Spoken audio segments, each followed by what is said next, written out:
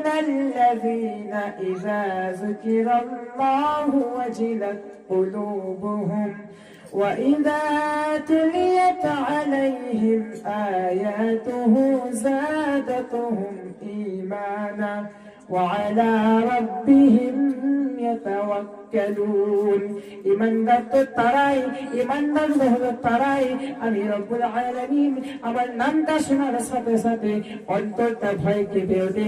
কোরআনের কথাবার্তা যখন আলোচনা হয়, কোরআন যখন তাদের সামনে তেলাওয়াত করা হয়, তাদের ঈমান তত বাড়তে থাকে।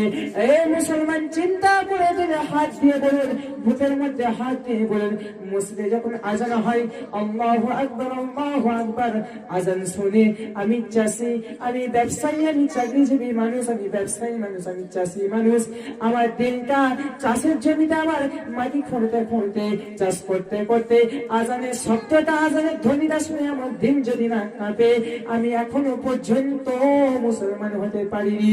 ব্যবসায়ী যদি আজান শুনে ব্যবসা ছেড়ে না আসতে পারে, বুঝতে হবে ব্যবসায়ী এখনো ইমানদার হতে পারিনি। চাকরিজীবী আজান শুনে চাকরি ছেড়ে যদি না মসজিদে আসতে পারে, বুঝতে হবে চাকরিজীবী এখনো মুসলমান হতে পারেনি।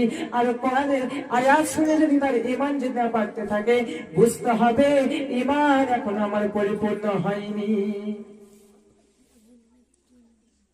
এবার নিজের হাত দিয়ে দেখি, চুরি করতে যাচ্ছি, কেউ না দেখুক, আমার আল্লাহ তো দেখছে।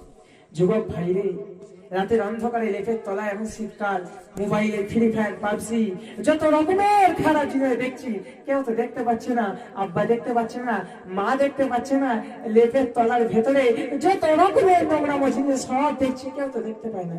যে যুবক, আমার আল্লাহ কি তোমায় দেখতে পাই না? আমার আল্লাহ কি তোমায় দেখতে পাই না? কাকে লুকোবে? আমার আল্লাহ তো তোমার কানে সিসিটিভি লাগিয়ে দিয়েছে।